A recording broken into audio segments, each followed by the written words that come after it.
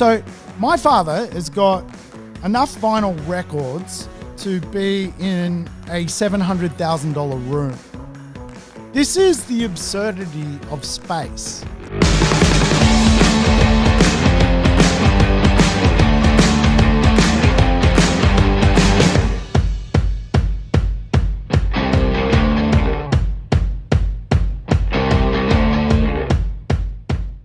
Welcome to the Urban Property Investor. I'm your host, Sam Saggers, here to help crack the code of real estate wealth. Today on the show, we're going to talk about one of my favorite economies of all time, my number one economy, the place economy. We're actually going to delve into space, and I don't mean the out of kind version, and place. What it actually means for people who, of course, are housed in real estate. Are there more significant areas than others which actually stand out from the crowd when it comes to owning real estate, being an investor, and, of course, housing beautiful people in our big cities around Australia? So I tell you what, if you like the idea of understanding trends and influences, this episode's for you. Place and space, the urban explanation of property and place economics. I'm going to talk you through it. If we haven't met before, I'm your host, Sam Saggers. And I tell you what, if you missed last podcast, go back and have a listen to it because we discussed the idea of transformation through gentrification, which is a location strategy of creating capital growth. We're going to dig into that a little bit deeper on this episode. We're going to talk about why places that are transforming attract certain people and, of course, create results for real estate investors. We're going to go into the idea that desire lines transform society. They always have. They always will. And as a property investor, we want desire lines impacting our real estate. We will discuss on this episode space, design, place, incomes, and of course, the economy of place economics. So let's get into it. I tell you what, for me, desire lines are a big factor in how I invest. Desire lines are evident almost everywhere around society. If we can find some trends and influences on what people are thinking about, what people truly want, what creates happiness, we're going to make money out of real estate. Think about some desire lines perhaps in your area. For me, I've got a real simple one. I live really close to a beach. To get to the beach, the council have created like this nice little paved walkway, but it isn't the most direct route. So people of the neighborhood have kind of like squashed a garden bed, and we all walk through this squashed garden bed to get to the beach because it's the quickest route. It's our desire line to get to the water. Desire lines transform everything. Human beings have always created desire lines. A quick way to get a result, or the most exciting way to get somewhere, or the best place that most people want to live. Desire lines are in economics everywhere. Here's a crazy desire line. I think it's the best desire line of real estate. In Scotland, people get to paint their door red if they're debt-free, mortgage-free. Imagine that. Imagine we lived in a society where a red door meant you're financially free. I tell you what, I'm sure there's a few Scottish lags pretending to be debt-free, painting their door to try and get a shag or two. But I tell you what, the idea is awesome. It is a great concept of a desire line. See, there are established desire lines, I think, as a property investor. If you think about what desire lines are pretty normal to us as property investors, we love, what do we love? We love Manufacturing equity. Everyone loves the idea of like buying something and instantly getting some gratification out of it, like some wealth straight away, doing the rehab, doing the reno, subdividing, buying at a discount. We love manufacturing equity. We also love, as an established desire line in real estate, cash flow, capital growth. There's always that sort of argument, should you buy a growth property? Should you buy a cash flow property? Well, today, actually, interesting enough, I think the best hybrid of a growth and cash flow property is place economics. And I'll talk to you a little bit more about, what it really is and what real estate looks like in a place economic area. There are evolving desire lines, and they also do relate to the idea of place economics. Evolving desire lines as a property investor are things like having a semi-owner occupied piece of real estate, being a bit of a nomad, living between cities, having properties which you can use on, say, the shared economy like Airbnb, that you use a couple of days a week, but then transfer them to another property and sort of live this kind of like nomadic lifestyle. I'm a bit of a nomad. I actually am a business Bedouin. I travel typically between states quite often. Obviously, coronavirus has come along and paused that for the medium term or short term. But eventually, when there's a cure or we work out how to behave, I'll go back to my life as being a nomad. I love going and living in my apartment in Brisbane and then renting it out short term on Airbnb when I'm not using it. The idea of desire lines are changing, and they really do play around the idea that place economy suburbs, and I'll explain what that is a little bit later, really do fit into the modern version of the fourth industrial economy. They absolutely work for today's world. We are seeing the change of desire lines around buying some assets which we can use later in life. A lot of property investors don't map out how to be a property investor. They start on a journey. They love the idea of being a property investor. They like buying real estate. But sometimes they don't map out that actually you could buy a property today 30 years before you live in it. And actually, this is a awesome desire line, which I'm starting to see people do. People are starting to go, you know what? It makes a lot of economic sense to buy my retirement downsize of property today in a suburb, which I can only dream of living in now. But if I put my footprint in as an investor, because I get the rental returns, I can own my later in life property. We are global citizens today. We are absolutely capable, for the most part, for many people, living in parallel places. And I love this about real estate, because the one thing I've hated about being a property investor for the last 25 years is probably the first half of that was buying real estate in areas which I would never ever go to or never live in. Today, the polar opposite. Today, you can buy real estate in areas you feel really, really comfortable about, but also areas which are fun, up and coming, emerging, and you can also use them as a global citizen using the shared economy, things like platforms like Stays and Airbnb and all these cool ways of looking at real estate and doing it as a property investor. See, there is this constant battle over space or a large property in perhaps an outer area where it's more affordable to be a property investor versus location. I mean, what is better? What do you think?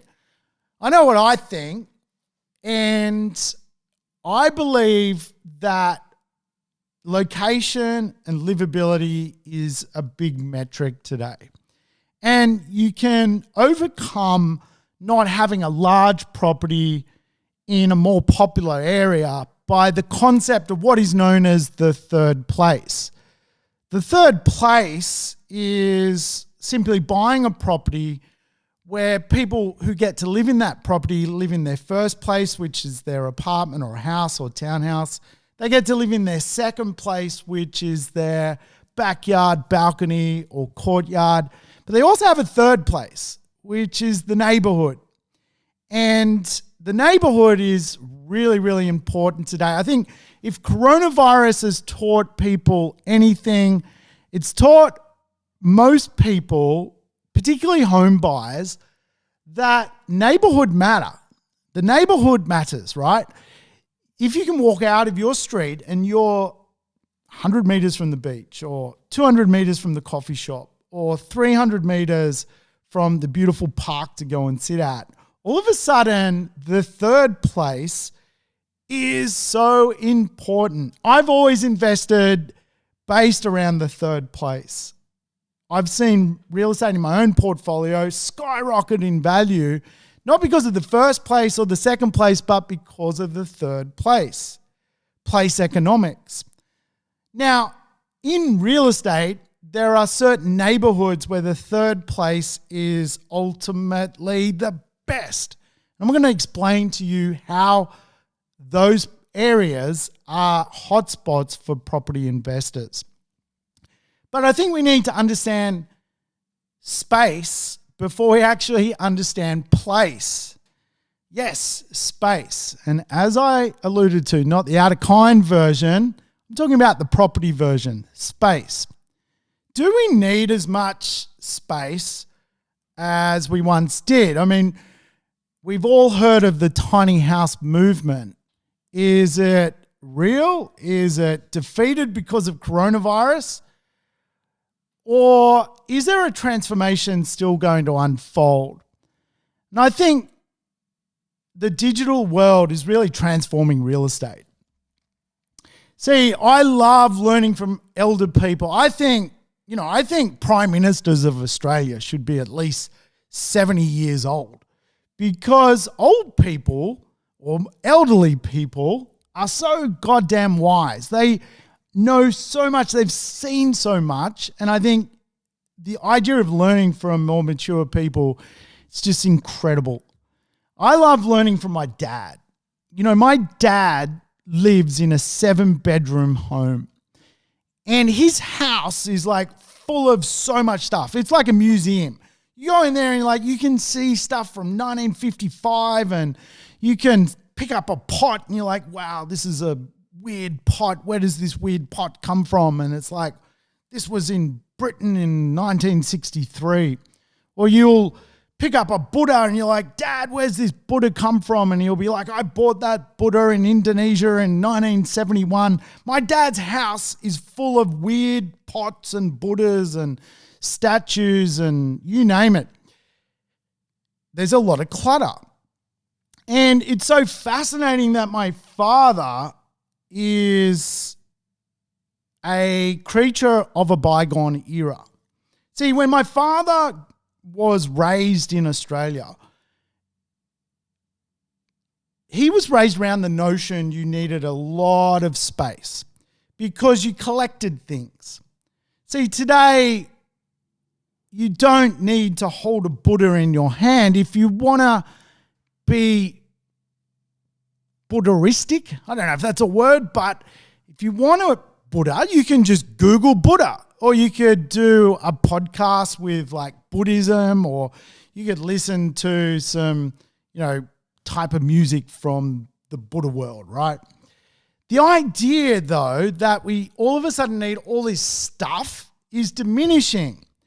So the argument is, well, do we need such big houses? Because we don't actually need the stuff that my dad once needed. My dad always said, in 1973, the only way to see a Buddha was to buy a Buddha and bring it back and put it in your house. That was it. Short of a photograph, there was no such thing as the internet. You couldn't Google Buddha. You needed Buddha in your house.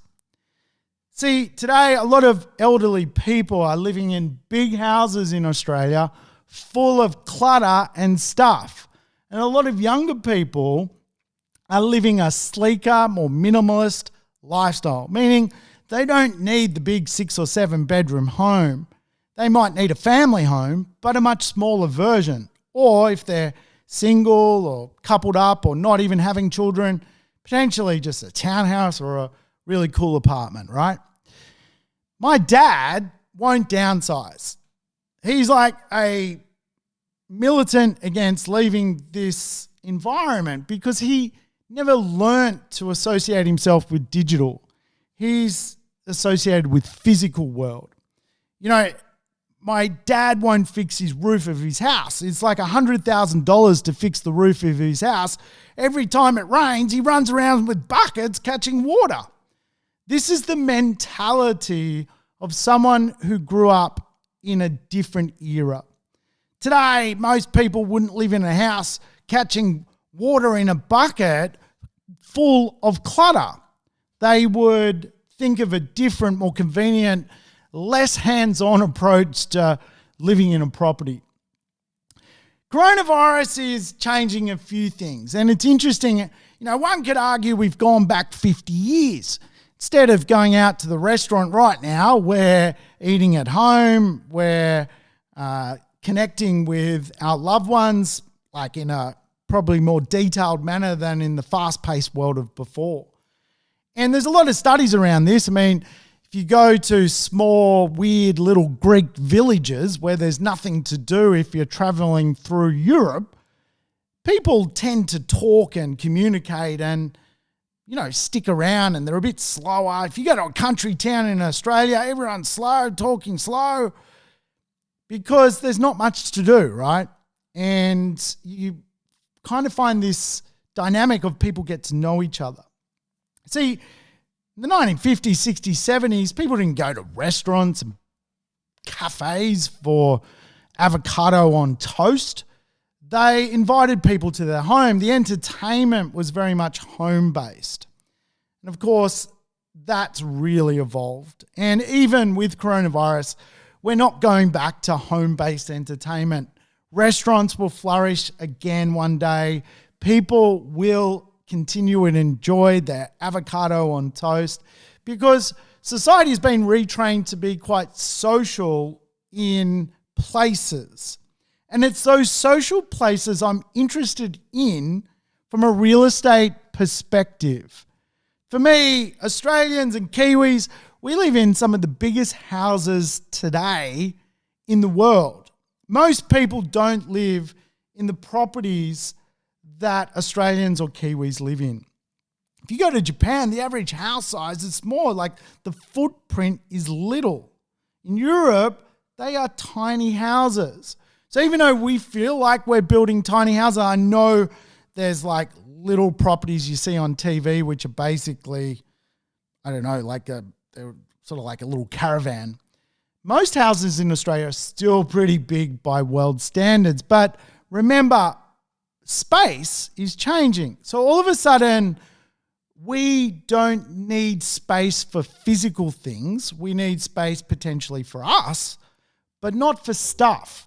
You know, my old man, he is a bit of a music man. He loves playing records, and he's got about 3,000 vinyl records in one of his bedrooms. Actually, it's a pretty big room. It's probably the size of a one-bedroom apartment. In the suburb where that property is, a one-bedroom apartment would be $700,000. So my father has got enough vinyl records to be in a $700,000 room. This is the absurdity of space. See, he doesn't need a $700,000 piece of space to house 3,000 vinyl records. He just needs an iPhone and Spotify. So we today can live completely differently to once what was the norm. If we want 3,000 vinyl records, just simply pull out our iPhone and go for it, right? We listen to music. So the idea that you would pay that $700,000 for that space is absurd today. It's just not needed. So we can go on a little bit of a desire line route with this logic. We know that too much space is actually great in theory, but is it worth paying for? Is it worth paying $700,000 for that extra room, which you put vinyl records in, when today you don't need it, right? You play Spotify. See, my old man, this house, I'd love to invite you all over. We've got to go over and see Mum and Dad. They still have Australia's first colour TV, the Rank Arena. Now, have you ever seen the Rank Arena? It is the size of a small car. In fact, it looks like the new little Fiat that drives around. Have you seen that new little weird Fiat that drives around? This is the Rank Arena. So you go into the lounge room, and the lounge room's basically taken up by a television. That's how big TVs used to be. Today, of course, do we really need a TV the size of a Fiat motor car? Well, the answer, of course, is not. No, we can use our iPhone, we can use a laptop, and of course, sleek television stuck on a wall all of a sudden creates an energy around we don't need as much space as advertised. And there are some conversations which are circulating around, well, because of coronavirus, are going to charge out of the cities and all go and live where there's huge amounts of open space. And no doubt there are some people who will do that. But deep down, at the end of the day, Australia has great commerce in cities. It has great things in cities. It's fun. And people actually don't need the space they once did. You could even argue that today you don't even need a car, right? If you live in the right neighborhood, you can Uber. You can just simply literally have your own limousine concept and Uber about far cheaper than you can with a car, like owning it, right? So we need to understand things are changing, real estate is changing, property investment is morphing, and today, space is absolutely transforming society. So it's pretty cool. Now, hopefully this guy doesn't ring the buzzer. I've got a bloke rocking up, chucking something in my letterbox. So right now, I work from home, which is a new COVID dynamic. But will people work from home constantly, where space is morphing? Well, I think we can all agree that some of the large corporations are not going to work from home. Goldman Sachs is not going to work from home. They might temporarily, but long term, it's not viable. American Express is not going to work from home. Engineering companies are not going to work from home. All of a sudden, the idea of this desire line transformation is for a smaller percentage of people. But I do believe that the desire line change is going to be predominantly around the third space.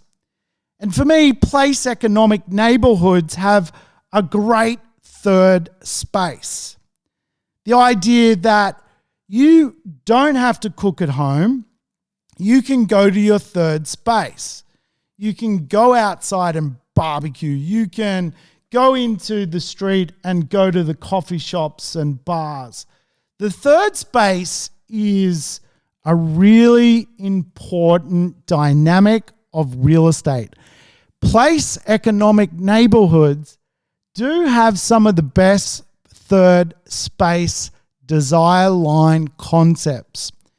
The idea that an area is in vogue by virtue of its third space. Remember, first space is the house, the apartment, the unit, the townhouse.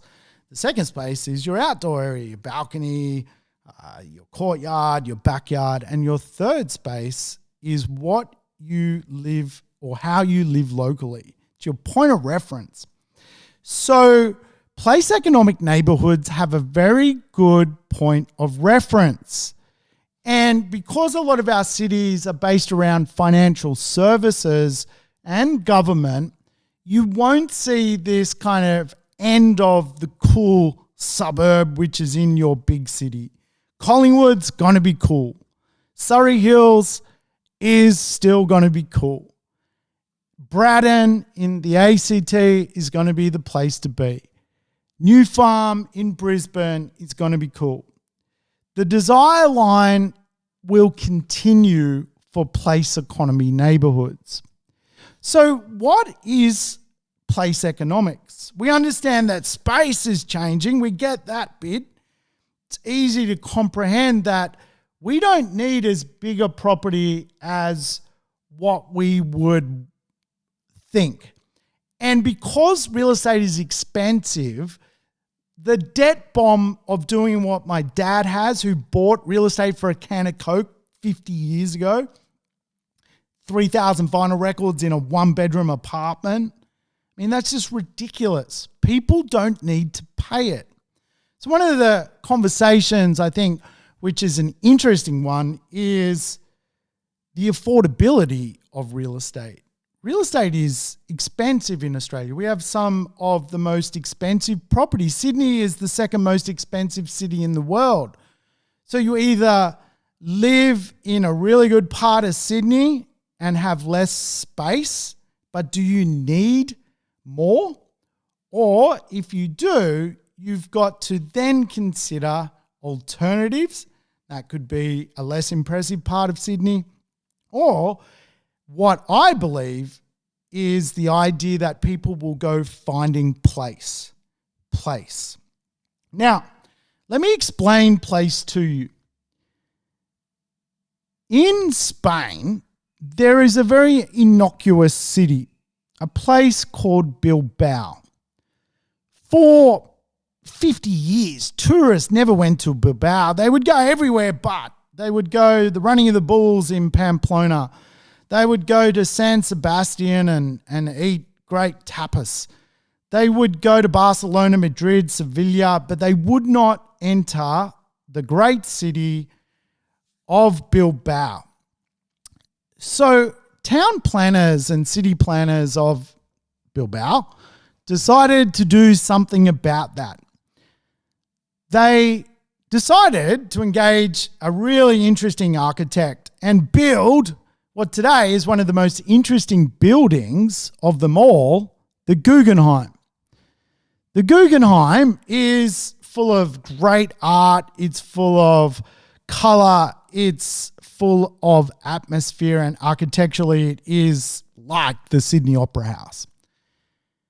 The Guggenheim transformed the economic proposition of Bilbao. Today, people who travel Europe, who want to be part of the arts community, go to the Louvre in France, in Paris, and Bilbao in Spain.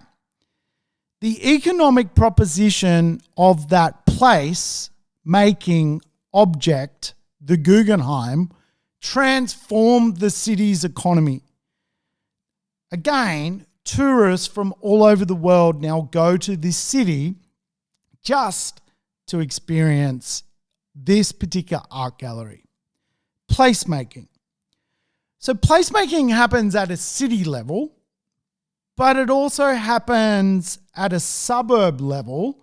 And if we can find that city and that suburb where the economy is transforming, we can make money. And obviously, as a property investor, our goal is to make money.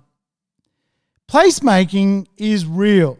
And here in Australia, you can see it firsthand. The Guggenheim effect, the Bilbao effect happened in Hobart. Hobart was a pretty boring place for a lot of people. There was nothing to do there other than go to Salamanca markets and buy weird jam and go and have like a weird pie. There was nothing to do. All of a sudden, placemakers thought through it, great entrepreneurs, they built Mona. If you've not been to Mona, well, you haven't lived. Go to Mona in Hobart. It is freaking awesome. It's famous for the Great Wall of Vaginas. If you want to see every single vagina ever created in the world, you can go to Mona. Check it out. It is cool, man. It is like this bunker of art. And the economic proposition that created for Hobart transformed Hobart. And you saw that through Airbnb. Airbnb grabbed on to the idea that all of a sudden, if you traveled to Hobart, you could do Salamanca markets, buy the weird jam, have the weird pie. Then you stayed overnight. Then you went to Mona, did Mona, created a great day out, checked out all the great artwork, the Great Wall of Vaginas. Then you stayed the night. Then you went out and did like Port Arthur, had a look around at the convict settlements of early pioneers into Tasmania. So you were getting like these 2 or 3 or 4 day stays in Hobart. And lo and behold, there wasn't enough hotels in Hobart, so people Airbnb their property and made a fortune. Economics via placemaking. And again, today, the best suburbs for Airbnb are also place suburbs. There is a purpose to going there. There's a purpose to staying there. People aren't going to leave them and go and live in a weird little town with nothing going for it, because these are the places where culture meets economics. If you want to know where someone earning $200,000 a year lives, they generally live, if they're up and coming, if they're working for a ASX top 200 company in Australia, they're living in a desire line neighborhood, a place economy neighborhood. Place economy neighborhoods are undersupplied neighborhood when it comes to the overall suburb capacity of a city. Let's say there's 300 suburbs in Melbourne, 300 in Sydney, 250 in Brisbane. Here's the place suburbs.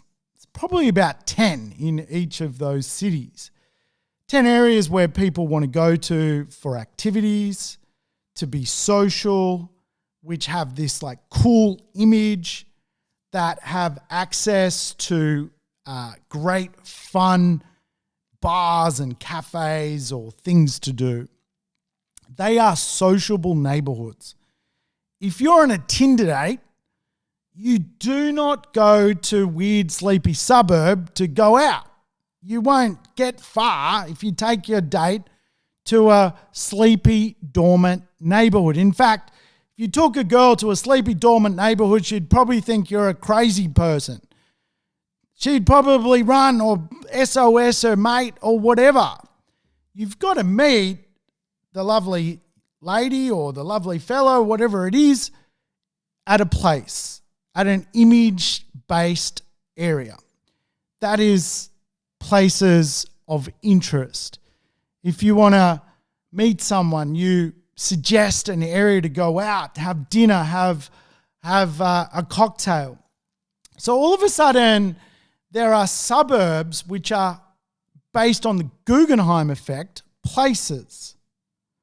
And here in Australia, we have some really cool place suburbs, which from a capital growth point of view do really well. From a desire line point of view of living differently are amazing.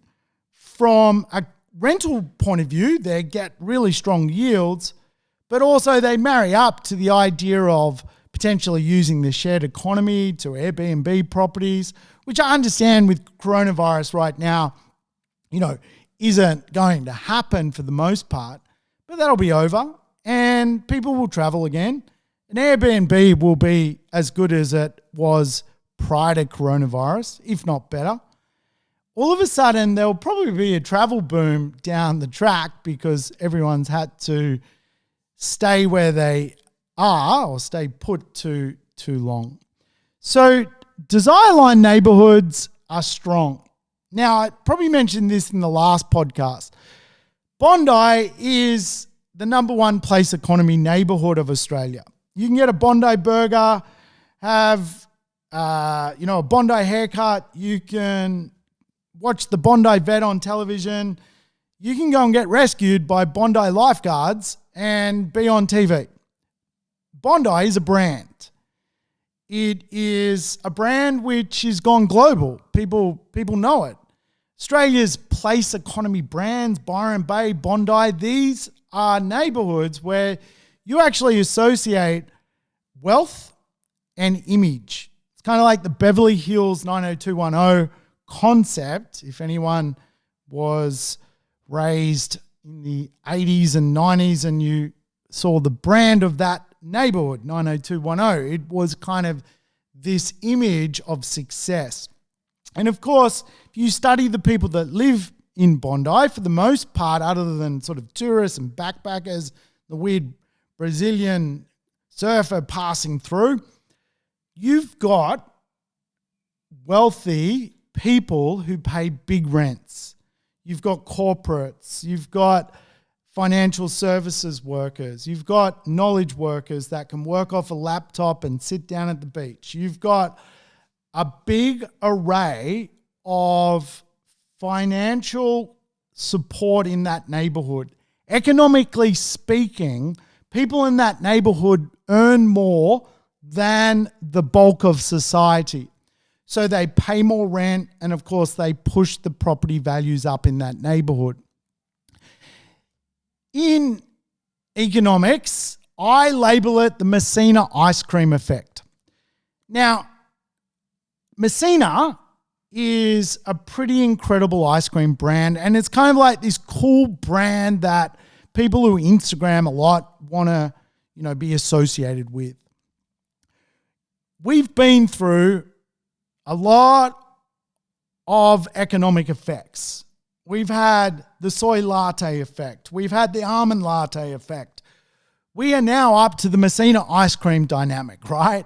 If you can find a suburb which has Messina ice cream shop in it, you're probably going to find the type of energy that creates a beautiful place, a place where people want to be seen, an area where real estate values generally grow exponentially. Bondi 15 years ago, 20 years ago was a shithole. It was a dump. And it was dangerous. Like, you'd go down there and people would try and kung fu fight you.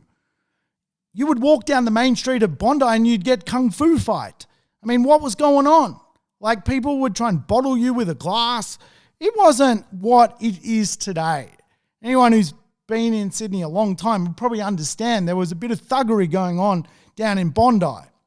Yeah, the Bondi boys, they were like some sort of gangster crew. They'd try and fight you and shit. They're I'm not going to Bondi. Those Bondi guys will try and fight you. So today it's the polar opposite. It's kind of cool. It's on TV. It's been gentrified, and now it's turbo gentrified, and it is the place to be. Bondi is the number one place economy, but there are others, and I'll rattle off a few names so you kind of get the logic. Surrey Hills, Darlinghurst. You've got other places in, say, Melbourne. You've got, Fitzroy and Collingwood and Carlton. I mean, these are cool, uber chic areas. If you want a $4,000 suit, you go to Gertrude Street, Fitzroy for a $4,000 suit, and you buy it off a dude that looks like he's homeless. This is place economy areas. The underbelly is grunge, but really deep down, it is absolutely wealth at its best. It's wealth not giving a shit. Again, the people who live in Bondi work at ASX top 200 companies in the CBD. They don't need to move to Humpty Doo to get a better life. They are living the dream already. Place suburbs. In Brisbane, you got New Farm, Tenerife. These are cool areas, man. Like, they have some of the best, most fun social connections in the city of Brisbane. Go to Howard Smith Wharfs. It is ripping. You can take your kids down there. You've got like a cool vibe of atmosphere. And of course, what that does is it creates social connection. Now, one of the things that we don't talk about coronavirus is the lack of social connection. People like hanging out with other people. I think the idea that we all want to be hermits is a little bit flawed. I think the polar opposite, if anything, we want to go out and mingle. We want to return life to what it once was. Now, I tell you what, place economy neighborhoods will go up in value, and I invest in them heavily. I'm pro place economy suburbs. As I said, it's probably like 300 suburbs in a big city. There's probably only 10 which are place suburbs. My closest place suburb to where I live is Manly. I live 2 suburbs away from Manly on another beach, but my suburb's a bit sort of fuddy-duddy and old. Like there's it's kind of like more mature. And if I want to have fun, I go to Manly. And of course, Manly Beach is famous. It's a bit like Bondi. Not as cool as Bondi, but it's kind of like up there, right? So a lot of people come on the ferry each day and they enjoy the place and then they leave. And then there's people who stay and they own real estate, which goes up in value. They own real estate that really is a lifestyle precinct. They own real estate that most people would trade their real estate to come and live in if they could afford it. So the idea, of course, with being a place investor is that perhaps you can't afford the Bondi today, and I can't afford Bondi. It's ridiculous. I wouldn't buy there. I'm buying someone else's capital growth. But even if I did buy there, it would still grow in value. It will, because there's only one Bondi. There's only one Manly. There's plenty of other suburbs, but there's only one of them. And as Sydney becomes a bigger city, as more people come to it, because jobs are here, because there's economic certainty in cities, Bondi will become more expensive. There's no doubt about it. Today, though, I'm investing in Bondi, which was 10 years ago, half the price. I'm generally doing that in Melbourne and Brisbane because they are in their life cycle just a little more immature than, say, Sydney. And of course, I've invested in the Manly precinct, which is a great place precinct as well. But what you'll find in Manly is typically Gen Y and baby boomer go head to head. It's kind of like this weird demographic of like older people going, you know what, we got money, we got cash. Let's go and live the cool lifestyle of the last 20 years of our life. Let's go and enjoy the beach and bars and cafes. Then you've got Gen Y who are like borrowing money off their more wealthy parents to secure assets in the place neighborhoods.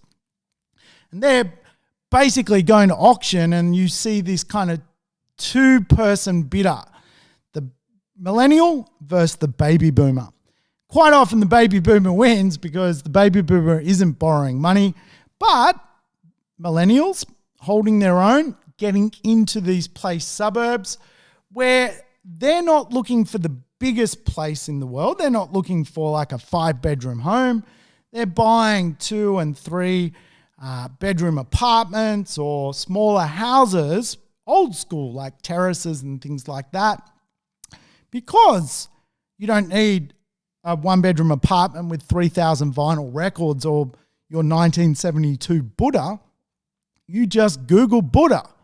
So third place, though, is what they're buying. And the third place of Manly is great, right? Like, remember, your first place is your house or your apartment. Second place, your balcony or your backyard. Third place for people in Manly is the beach and the coffee shops. So you can see the context. In Fitzroy, it's Gertrude Street, Smith Street, it's cool bars, it's iconic Melbourne. Melbourne's grungy, right? In Brisbane, it's the river parks, it's the cool bars, right? This is the idea of place economics. That the third space is actually just as valuable as a dormitory suburb where people like literally go there to sleep, but there's nothing else to do. So a lot of the argument is those neighborhoods have good first and second place, but really low third place dynamics. And if you go further and further out, you then have no third place, and quite often your first and second place isn't so much fun as well. So we know that the skilled jobs generally love living in place-orientated suburbs, but we also know that people in those suburbs don't really have a mobility issue. Now, I think the coronavirus dynamic of mobility is a big conversation because the argument is, well, if I have to travel an hour each day, and I don't have to do that, will I work from home? Well, what if you've always been working from home or you're a $10 ride into the office? The mobility issue for place economics isn't an issue because you're either walking, you're tramming, you're cycling, and or you're Ubering to wherever you want to go. You do not have a mobility constraint in place economic neighborhoods. Now, I do agree there's going to be some weird apartment somewhere on a main road, on Parramatta Road, Sydney, where people are like waking up going, I cannot do lockdown in this shithole. I need to get out of this apartment, go buy me a house. But in place economic areas where, typically maybe an entry-level property is like $500,000 or $600,000, those locations have good third-party or third places. They have good outdoor areas. But then they also have good mobility score. So people can get around.